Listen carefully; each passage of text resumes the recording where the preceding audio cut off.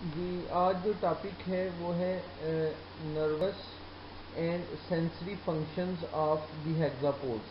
ठीक है, जो हम चैप्टर पढ़ रहे हैं हेक्सापोड्स का, तो उसका नर्वस एंड सेंसरी फंक्शंस जो हैं वो हम कंटिन्यू करेंगे।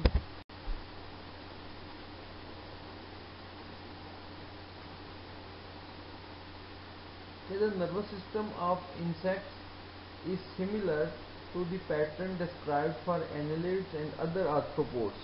ठीक है, नर्वस जो सिस्टम है इंसेक्ट्स का वो काफ़ी हद तक एनालिड्स और आर्थ्रोपोड जैसा ही है। The supraoesophageal ganglion is associated with sensory structures of the head. Supra oesophageal क्या है? गैंग्लियन। गैंग्लिया पढ़ चुके होंगे, प्रिमिटिव ब्रेन है, ब्रेन वाला काम करता है गैंग्लिया। तो सुप्रा इसोफेजियल क्या है कि जो इसोफेगस के ऊपर है, इसोफेगस के जो ऊपर होगा वो सुप्रा इसोफेजियल गैंग्लियन, और ये हेड वाले हिस्से को जो है वो कंट्रोल करते हैं। हेड में जितने भी सेंसरी स्ट्रक्चर हैं, मतलब जैसे आईज हो गई, ठीक है, टंग हो गई, ठीक है, स्मेल के लिए होगी, ये उनको जो है वो कंट्रोल करता है, जो हेड में सेंसरी स्ट्रक्चर हैं। Connectives join the supraesophageal ganglion to the subesophageal ganglion, which innervates the mouth parts and salivary glands and has a general excitatory influence on other body parts। तो कह रहे कि एक तो मैंने बताया कि सुप्रा इसोफेजियल गैंग्लियन है, ठीक है, जो इसोफेगस के ऊपर है, और दूसरा है सब इसोफेजियल गैंग्लियन जो उसके नीचे है। ठीक है, मतलब इसोफेगस के एक ऊपर है और एक नीचे है। ठीक है, जो ऊपर है वो सुप्रा इसोफेजियल गैंग्लियन और जो उसके नीचे है वो सब इसोफेजियल गैंग्लियन। ठीक होगी बात। इन दोनों गैंग्लियन को आपस में मिलाती हैं कनेक्टिव्स। ठीक है, उन दोनों को आपस में कौन मिला रहे हैं? कनेक्टिव्स। ठीक हो गया। तो कह रहे कि जो ये दोनों गैंग्लियंस हैं उनको आपस में मिलाने वाली जो नर्व्स हैं उनको कनेक्टिव्स कहते हैं। ठीक है, और कह रहे कि which innervates the mouth parts and salivary glands, कि जो माउथ पार्ट्स को और जो स्लाइवरी ग्लैंड हैं जिन्हें स्लाइवा प्रोड्यूस करना है उनके साथ मतलब वो कनेक्टेड होती हैं। And has a general excitatory influence on other body parts, और ये जो है बॉडी के दूसरे हिस्सों में भी उनको एक्साइट करने के लिए इन्फ्लुएंस देती हैं। ठीक है ना, मतलब उनको उनके लिए भी नर्व इम्पल्स लेकर जाती हैं। Segmental ganglion of the thorax and abdomen fuse to various degrees in different taxa. इसके अलावा जो सेगमेंटल गैंग्लिया एक और टाइप है जो थॉरैक्स में पाया जाता है और एब्डामिन के अंदर। ठीक है, ये जो गैंग्लिया हैं जो थॉरैक्स और एब्डामिन में पाए जाते हैं, ये क्या होते हैं कि आपस में काफ़ी हद तक जो है फ्यूज हुए होते हैं मुख्तलिफ टैक्सा में। मतलब देखिए, अब इंसेक्ट्स की हज़ारों अक़साम है, तो कुछ के अंदर वो आपस में ज़्यादा फ्यूज होंगे, कुछ में कम फ्यूज हुए होंगे।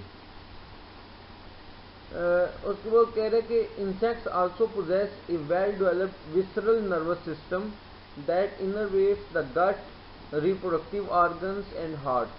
तो कह रहे हैं इंसेक्ट्स के अंदर जो है वो विसरल नर्वस सिस्टम है। विसरल का लफ्ज़ी वैसे मतलब उन्हें अंदरूनी अज़ा, जो मतलब चेस्ट में या अब्डामिन में, जैसे हार्ट है, लंग्स है, लीवर है हमारे जो बॉडी में, इसे इंसेक्ट्स के भी जो विसरल पोर्शन है बॉडी का, वहाँ पर भी कह रहे हैं कि नर्वस सिस्टम मौजूद होता है, जिसका क्या काम है? वो गट को, रिप्रोडक्टिव ऑर्गन्स को और हार्ट के साथ इनरवेट में उनके साथ राब्ता करते हैं, उनको कंट्रोल करता है। Research has demonstrated that insects are capable of some learning and have a memory. क्या जो इंसेक्ट्स हैं उनमें लर्निंग और मेमोरी भी होती है। फॉर एग्जाम्पल बीज instinctively recognize flower-like objects by their shape and ability to absorb ultraviolet light, which makes the center of the flower appear dark। कह रहे कि जो हनी बीज की एग्जाम्पल ने दी है कि हनी बीज जो हैं वो फ्लावर लाइक ऑब्जेक्ट्स को रिकग्नाइज करती हैं। मतलब उनको अगर कोई ऐसी चीज़ है जो फ्लावर की तरह की अपीयरेंस है तो वो उसको फ्लावर समझती हैं। किस तरह? By their shape and ability to absorb ultra violet light, कि क्या वो चीज़ जो है वो उसकी शेप फ्लावर की तरह है, और दूसरा कि क्या वो ऑब्जेक्ट जो है क्या वो अल्ट्रा वायलेट लाइट को ऑब्जॉर्व कर रहा है या नहीं। ठीक है, तो कह रहे कि इस क्योंकि जब जो फ्लावर है जब वो अल्ट्रा वायलेट लाइट को ऑब्जॉर्व करता है तो फ्लावर डार्क कलर का हो जाता है दरमियान से। ठीक है, तो ये पॉइंट जो है वो हनी बीज याद रखती हैं, और उसकी वजह से अगर कोई चीज़ जो फ्लावर लाइक हो तो वो उसको भी फ्लावर समझ लेती हैं। कह रहे if a bee is rewarded with nectar and pollen it learns the order of the flower. कह रहे अगर तो किसी फूल से फ्लावर से बीज को जो है वो पोलन और नेक्टर मिले, पोलन मतलब पोलन ग्रेन उसके, और नेक्टर जो उसका रस है फूल का, तो अगर तो वो उसको मिले हनी बी को तो वो क्या करती है उस फूल की ऑर्डर कहते हैं स्मेल को, खुशबू को याद रखती है कि जी इस फूल से जो वो मुझे नेक्टर और पोलन जो है वो मिल जाएंगे। Bees that feed once at artificially scented feeders choose that order in 90% of subsequent feeding trials.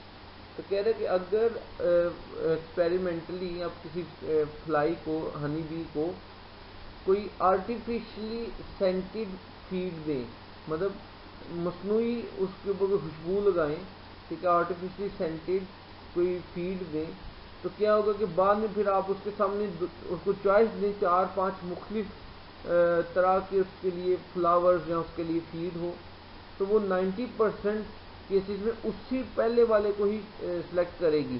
ठीक है, जो उसने जिससे पहले उसने फीड किया होगा। Odour is a very reliable cue for bees because it is more constant than colour and shape. तो कह रहे कि वो जो बीज हैं वो कलर और शेप की बजाय स्मेल के ऊपर ज़्यादा रिलाई करती हैं, क्योंकि उस फूल की स्मेल तो वही रहेगी, हाँ उसका कलर भी चेंज हो सकता है फूल का, उसकी शेप भी चेंज हो सकती है।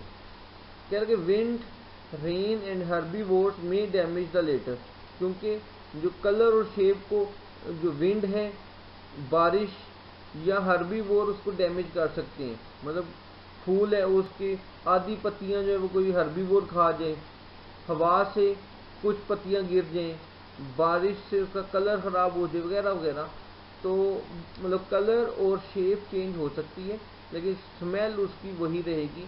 तो इसलिए हनी बीज जो है वो स्मेल के ऊपर रिलाई करती हैं किसी भी फ्लावर को रिकॉग्नाइज करने के लिए। कह रहे sense organs of insects are similar to those found in other arthropods although they are usually specialised for functioning on land.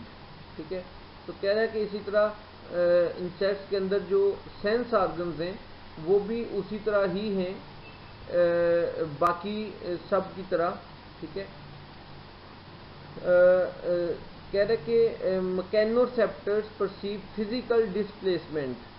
ठीक है, मैकेनोसेप्टर कहते हैं मैकेनिकल, ठीक है, मैकेनिकल जो सेप्टर हैं वो फिजिकल डिस्प्लेसमेंट ऑफ बॉडी और बॉडी पार्ट्स को डिटेक्ट करते हैं।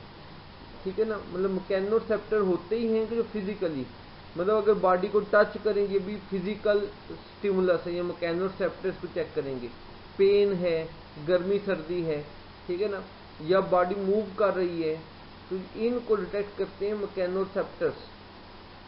कह रहे setae are distributed over the mouth parts, antennae and legs. ठीक है, सिंगुलर वर्ड होता है सीटा, प्लूरल के लिए एंड पे ई लग जाते हैं तो वो सीटी कहते हैं। पाँव की तरह समझे, कांटेदार स्ट्रक्चर है, कांटे। कह रहे कि ये जो सीटी हैं ये माउथ पार्ट्स, एंटीनी और लेग्स पर मौजूद होते हैं। ठीक है, कांटों की तरह छोटे छोटे मतलब कांटे लाइक स्ट्रक्चर होते हैं।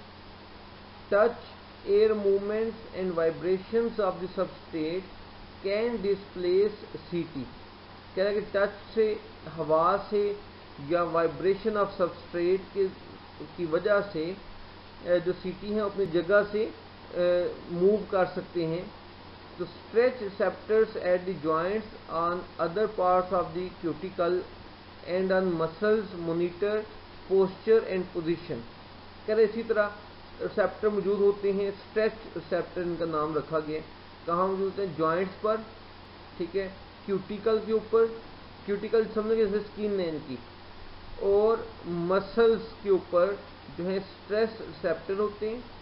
इनका क्या काम है कि ये इन अज़ा के पोस्चर और पोजीशन को डिटेक्ट करते हैं।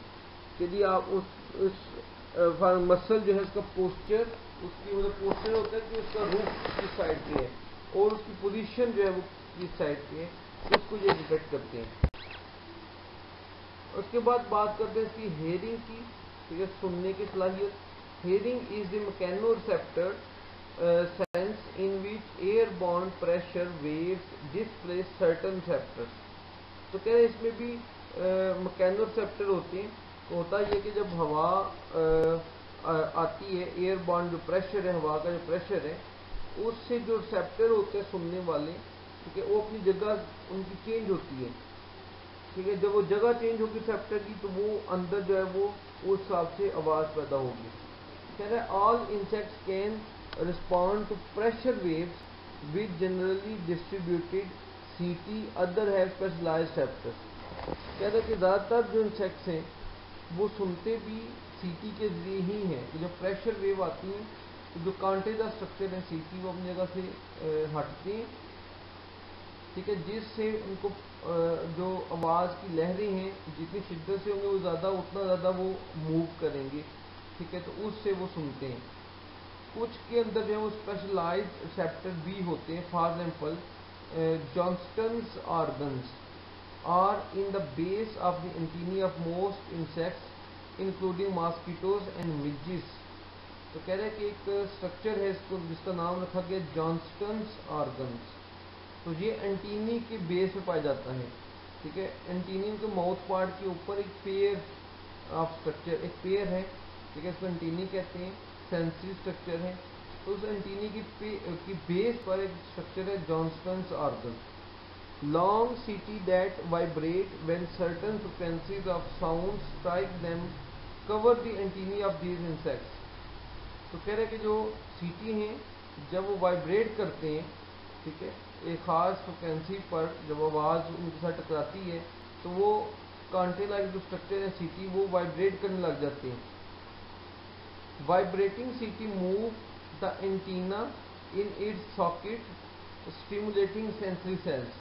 तो जब वो CT मूव करते हैं आवाज़ की वजह से, वाइब्रेट करते हैं, तो वो एंटीनी को भी वाइब्रेट करवाने लग जाते हैं, ठीक है, जिससे क्या होता है कि एंटीनी की जो बेस पे सेंसरी सेल हैं वो एक्टिवेट हो जाते हैं, स्टिमुलेट हो जाते हैं। Sound waves in the frequency range of 500 to 550 cycles पर second attract and elicit mating behavior in the male mosquitoes Aedes aegypti। तो कह रहे कि इनके अंदर 500 से 550 CPS कहते हैं साइकिल्स पर साउंड कि इतनी फ्रिक्वेंसी की अगर आवाज़ हो, ठीक है, तो ये उसकी तरफ अट्रैक्ट होते हैं और रिप्रोड्यूस करने वाली जो है कंडीशन में आ जाते हैं। These waves are in the range of sounds that the wings of females produce। तो कह रहे कि ये जो इतनी जो आवाज़ है ये एक्चुअली प्रोड्यूस करती है फीमेल जो है फ्लाई, उसकी विंग्स, जब वो ज़रा विंग्स को फड़फड़ाती है, उड़ती है, तो उन विंग्स की वजह से इतनी जो है वो साउंड वेव्स जो है वो पैदा होती हैं इस फ्रिक्वेंसी के अंदर, और वो जो है वो मेल फ्लाई डिटेक्ट करती है और उसकी तरफ अट्रैक्ट होती है। उसके बाद है टिम्पेनल या tympanic organs are in the legs of crickets and katydids, in the abdomen of grasshoppers and some moths, and in the thorax of other moths। क्या जो ये टिम्पेनिक ऑर्गन है ये मुख्तलिफ इंसेक्ट्स के बॉडी के मुख्तलिफ हिस्सों में पाया जाता है, जैसे क्रिकेट्स और कैटिडिड्स जो हैं इनके लेग्स में पाए जाते हैं। इसी तरह ग्रास होपर और कुछ मोथ्स जो हैं उनके एब्डोमेन में पाए जाते हैं, और कुछ मोथ्स के थॉरक्स में जो पाया जाता है स्ट्रक्चर, ठीक है। जो टिम्पैनिक आर्गन है ये मुख्तलिफ जो इंसेक्ट्स हैं, मुख्तलिफ फ्लाइज हैं, उनकी बॉडी के मुख्तलिफ हिस्सों में पाया जाता है। टिम्पैनल जो organ consist of a thin cuticle membrane covering a large air sac. जो टिम्पैनिक आर्गन है ये अब मुश्तमिल किस पर है, ये बरीड क्यूटिकल मेम्ब्रेन, क्यूटिकल पहले वाली स्किन की समझ की कवरिंग है, जैसे हमारी स्किन है तो इनमें एक लिहाज से क्यूटिकल होती है, तो कह रहे कि और उसमें एयर सैक भी हैं, मतलब हवा के लिए खाली जगह भी हैं। The air sac acts as a resonating chamber.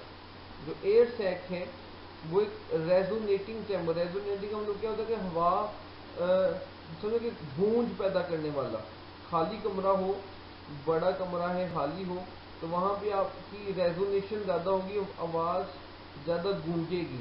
तो कह रहे एयर सैक भी रेजोनेटिंग चैम्बर का काम करते हैं, हवा ज़्यादा उसमें गूंजती है। Just under the membrane are sensory cells that detect pressure waves.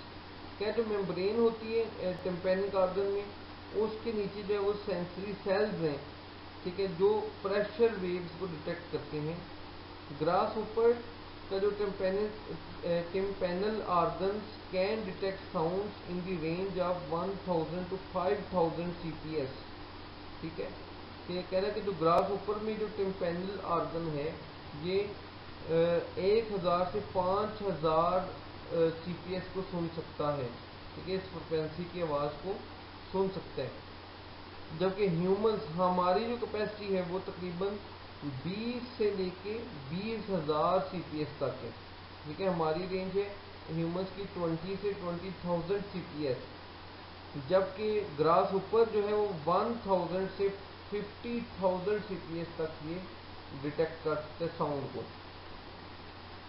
कहना कि bilateral placement of tympanal organs allow insects to discriminate the direction and origin of a sound.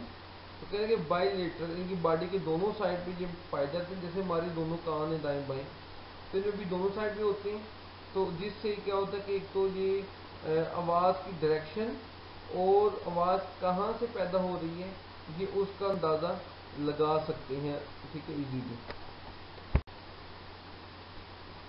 Insects use chemoreception in feeding, selection of egg-laying sites, mate, location and sometimes social organization।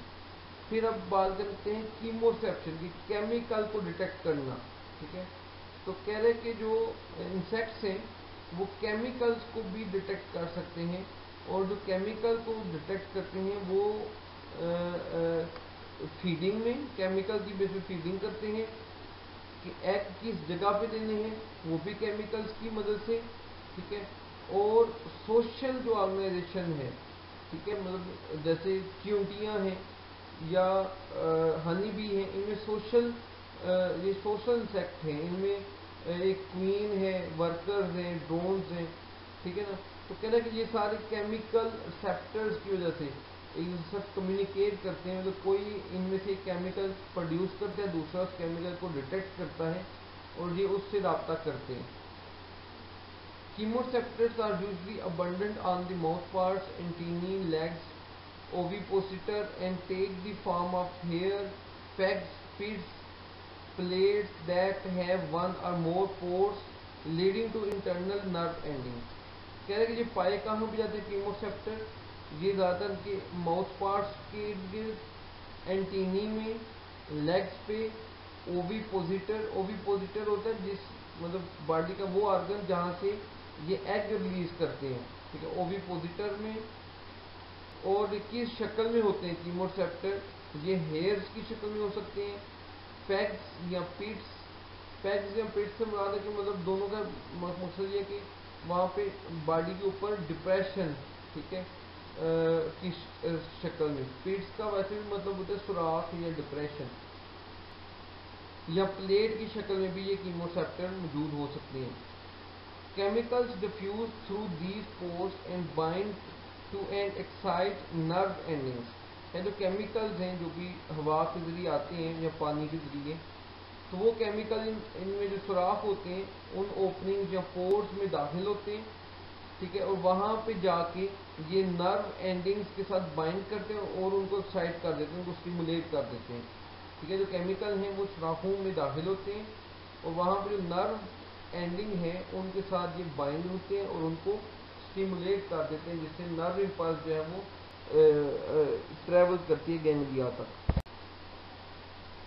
All insects are capable of detecting light and may use light in orientation, navigation, feeding और other functions।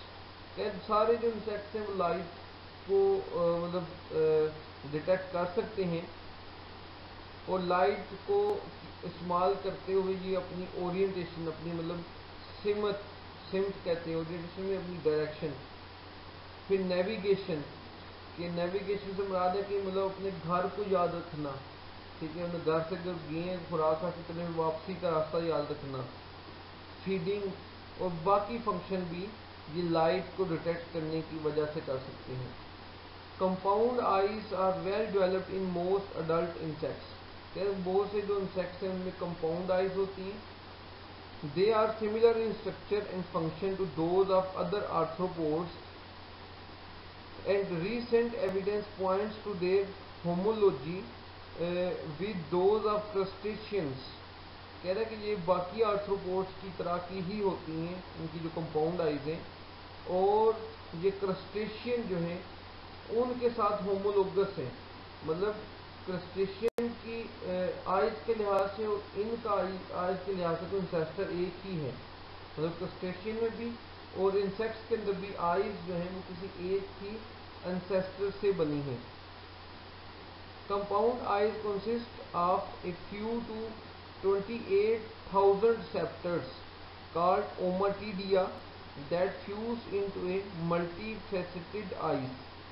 कह रहा है कि इनकी जो compound आई कहते ही उसको जिसमें ज़्यादा जो है वो रिसेप्टर मौजूद हों, ठीक है, जिनको ओमाटिडिया कहते हैं, ठीक है।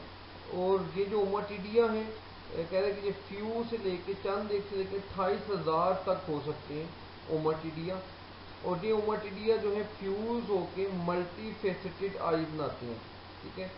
अगर आपने कभी आई इनके स्ट्रक्चर देखा हो, वरना आपकी बुक में भी बना हुआ है, तो वो उसमें लगता है कि खाने बने हुए हैं बहुत ज़्यादा, ठीक है, तो वो एक्चुअली मल्टीफेसेटेड हैं, ठीक है, मतलब मल्टीफेस ज़्यादा उसके रुख हैं। तो ये एक ही वक्त में बिल्कुल वैसे ही समझ लें कि जैसे किसी बिल्डिंग में उन्होंने कैमरे लगाए होते हैं, ठीक है, तो वो कैमरे जो है वो मुख्तलिफ एंगल पे लगाए होते हैं और एक स्क्रीन पड़ी होती है, मॉनिटर पड़ा होता है जिसके ऊपर छोटे छोटे डब्बे बने होते हैं और वो एक डब्बा एक कैमरे को दिखा रहे हैं, ठीक है, दूसरे में दूसरे कैमरे का व्यू आ रहा है, तीसरे में तीसरे कैमरे का व्यू आ रहा है, ठीक है ना।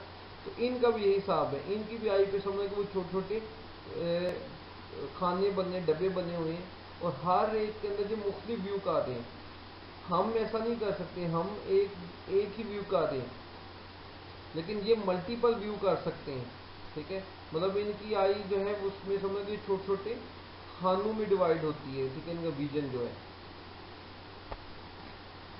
The other outer surface of each ommatidium is a lens and is one facet of eye. कह रहे हर जो ओमाटिडिया है, ठीक है, वो एक लेंस है, ठीक है, और एक समझ का आई का एक फेसेट है, फेसेट में एक खाना है, ठीक है।